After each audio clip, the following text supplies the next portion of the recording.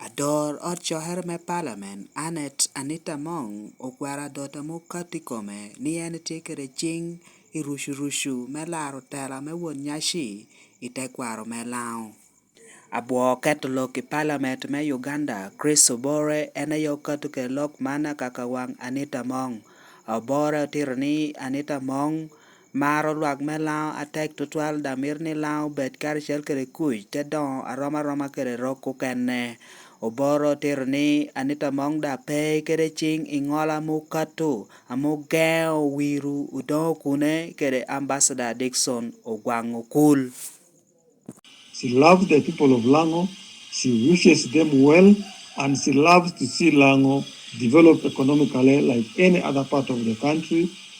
But the involvement in the cultural affairs, she is far from it. Whoever is bringing in the name of the speaker into the cultural affairs of Lango has their own ulterior motives and love spreading falsehoods. This is what I can say about that accusation moving around in Lango. The speaker loves you, the people of Lango, like she does love the people of Teso, Acholi, and the rest of the country. Dixon Ogwango Cool awitong me palo chol. Da kwera dot mano ko guntirni Anita Mong peo binu miyo gi konyor gi ken meluayi kom Lao Cultural Institution nyo odongo kune kede wichere. Ubini ngechwa ni jomogo ame tiate mobalo nying imat speaker imat Anita Mong kun kobo ni en tiati kun chwaho Lao Cultural Foundation dok obero mi wakony kere guvu me loyo Lao Cultural Institution ama obero modong kune man kope goba a bita petwere don kobi goba ni wegbeli a duong mat speaker pe obero I kitor ki ken me konyo Lao Cultural Foundation dang pe konyo wai kot pe da konyo wai campaign na wan woricha Awitong me pedi wibiashel Willy Umodo amedang ukiho geo tichero ko ashalo ador ot chohere me Lao Cultural Institution ubinu katu keda dorikom Anita Mong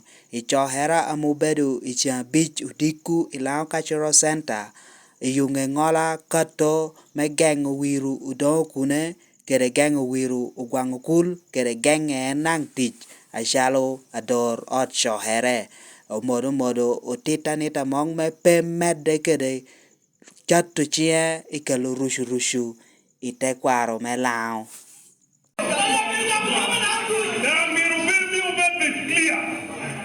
Me Anita Mong, you don't want to marry.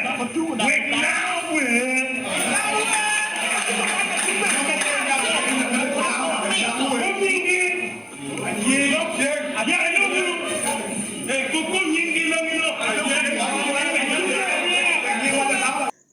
Umodo dao kohi kom angol kop Philip Udoki niumiu jo moga tikere chien na don utiu kere me katu kere ngola atata me de yugi enda obiru yabo dogola bod jo moga me nuti cho hermana me tikere koho pikatu kere nying jo moga me ginu tamoni tikere chi kelo rushu lao kere jo me ginu tamoni petia chwakogi jono binu tushu nying Sam Engola Betty Ngola kere minister me yot kom Dr. Jane Ruth Acheng ni ubere jo adong resho tutwal bechwa hotiji dadok tia kelo rushu ilao. don't go, don't también quiere escuchar influence a yo moga mention que yilugi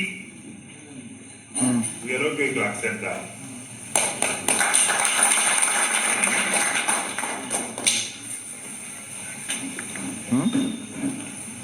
Ni yo uno ka que tiene que